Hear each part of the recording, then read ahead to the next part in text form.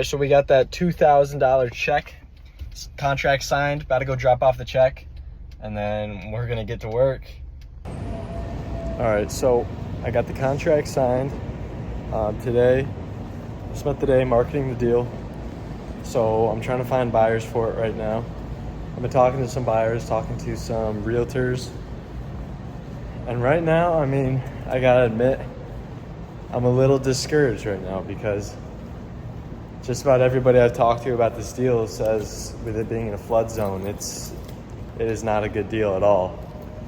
So I'm a little scared, I'll admit. I'm a little worried that I won't be able to sell this, but you know, obviously I'm gonna keep doing it. I'm not gonna stop. I still got 59 days left of this contract to try and get it sold. But on top of that, I got cellulitis, so I got an infection from some bug bites because I was on a walk by the lake the other day. So I have an infection and I have hives all over my body. I mean, painful. Like, it is so painful right now. Like, my feet are throbbing. I'm in a lot of pain right now, but at the same time, I also have to sell this deal. Okay, so I don't really have time to sit around and complain about it. So today's Thursday. This Friday, so tomorrow, I will be getting on a plane and going to Dallas for a mastermind event. I bought this plane ticket, I bought this mastermind ticket a while back when I had the money. So I'm gonna be headed down there right now. I don't think I have a place to stay. I don't think I can afford a hotel. So I might find a nice comfy park bench.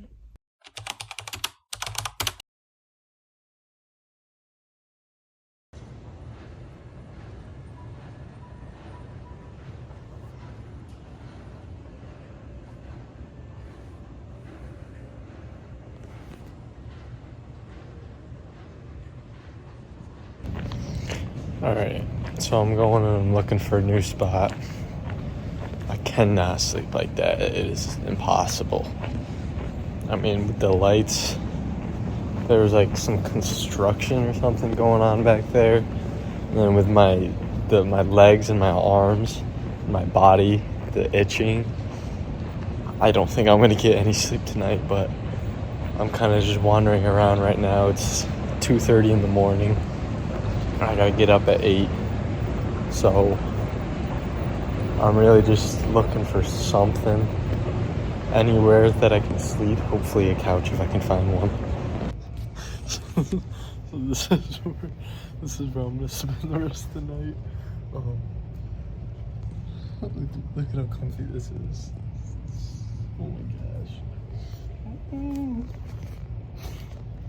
You know what? All those slumber parties as a kid where I've been given nothing to sleep with has trained me for this moment right here. Oh my gosh. We're gonna make this work, but you know what? I'm just happy that I have a roof to sleep under right now and I'm not sleeping outside.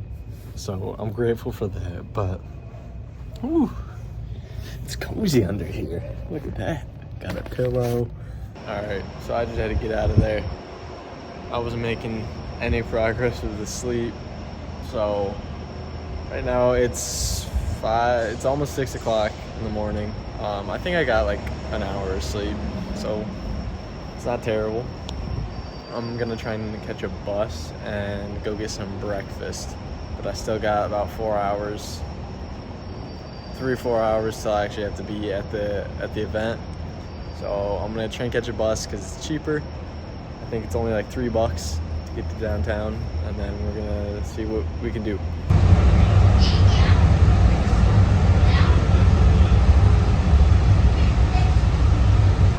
All right, so after a long train ride and seeing some extraordinary things, saw some guy with a 55-inch flat screen TV ripped off a wall. He was just sitting there holding it, and then some other guy came on, and they almost got into a fight. I don't know, it was entertaining, but right now I still got a lot of time before the event, so I'm gonna go and try and get some breakfast.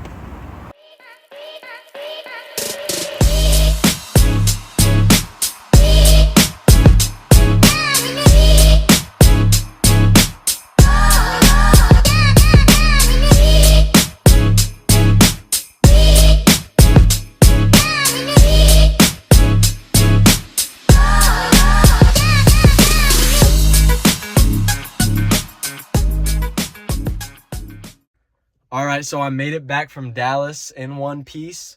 The mastermind was absolutely amazing. It was Eric Crutchfields' mastermind for new development. Basically, they broke down, new development, how to get into it, how to get the lending, and then we went to his houses. He showed us what he did and the whole process. It was awesome. And I mean, new development is insane amount of money. That's something that I'm planning on getting into a little bit later down the line. But just to see it and see what's possible with it absolutely blew my mind. And the amount of sports cars that were there, it's so inspiring. I can't even begin to explain it. I mean, you have all along the street, you have Porsches, Lambos, Cybertrucks, Corvettes, BMWs, all these sports cars, and you're surrounded by these people, and it's incredible. It's an incredible feeling. And one of the guys I kind of palled up with, we went to lunch separate instead of with the group, and we got lost. So me and him were just riding around in his sports car for a while until we eventually found the location. And let me tell you, when you're sitting at a red light, when you're sitting at a red light, and when you are sitting in a sports car and it goes from 0 to 60 in 3 seconds, it's unlike anything you'll ever feel before. Like, it feels like you're in a rocket ship. Like, you get sent back into the seat and you feel the G-force forcing you back. It's an incredible feeling. I'm driving in my little Honda trying to replicate that feeling. And it's like, I'm just chasing that feeling right now because it's so inspiring. It gives so much motivation, seeing what's possible, having a little taste of that success, a little bite, a little sample, just to know what's possible and to know what's coming for me if I put my head down and grind.